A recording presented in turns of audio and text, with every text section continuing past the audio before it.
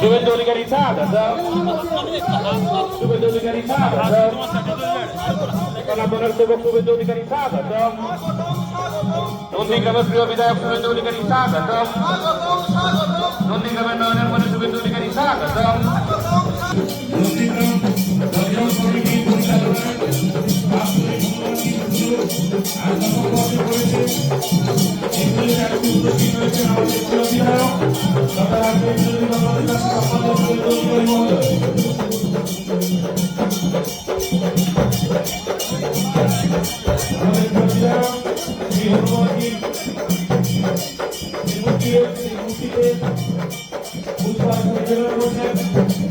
এবং আরতির মাধ্যমে আমাদের এই হনুমানটি যে পূজা অর্চনা চলছে সেই পূজা অর্চনাতে উপস্থিত হয়েছে, সামিল হয়েছে।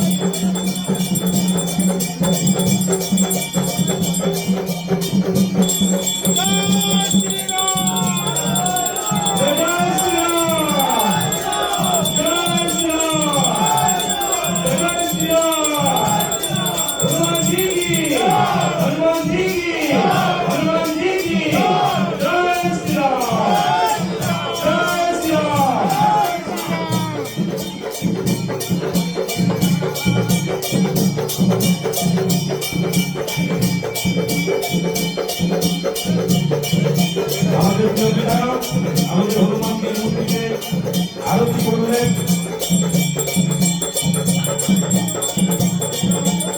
আর নন্দীগ্রাম ভজন কমিটি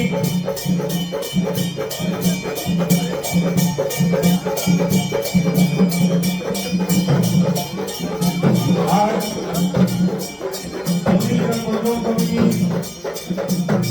আন্তরিক ভূমিকা করলেন। আমাদের প্রিয় দাদাকে ভজন কমিটির সদস্যরা বরণ করে দিচ্ছেন। নানাবলী উত্তরে বলি এবং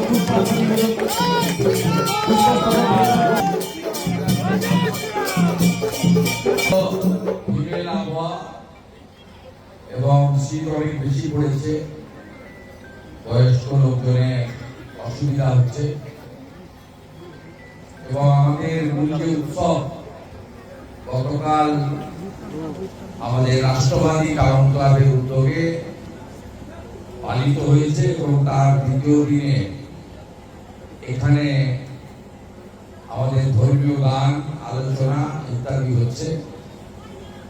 যেহেতু ভারতবর্ষের যশস্বী স্বরাষ্ট্রমন্ত্রী অমিত শাহজি কলকাতায় ছিলেন, তাই গতকাল আমি আসতে পারিনি। আজকে এসে বজরংবলীর পায়ে ফুল দিলাম, ধূপ দিলাম এবং আরতি করার মধ্য দিয়ে আমার যে সনাতন সংস্কৃতির যে ধারা মেনে আমার যে কর্ম, আমি একজন হিন্দু হিসেবে সেটা করলাম।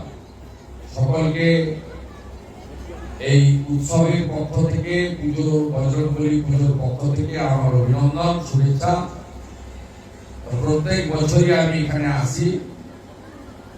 বিশেষ করে আমার 2021 সালে এই বজরংবলীর পুজোতে কোন রাজনৈতিক পতাকা ছাড়াই ধ্বজ লাগিয়ে সোনাচূড়া থেকে 4টি বাসে করে হিন্দু পুণ্যার্থীরা বজরংবলী পূজার অনুষ্ঠানে প্রসাদ গ্রহণের জন্য আসছিলেন।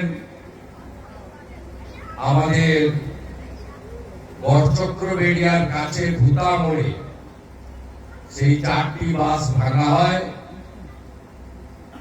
অনেক বয়স্ক মহিলার উপরে আক্রমণ করে জেহাদি জঙ্গিরা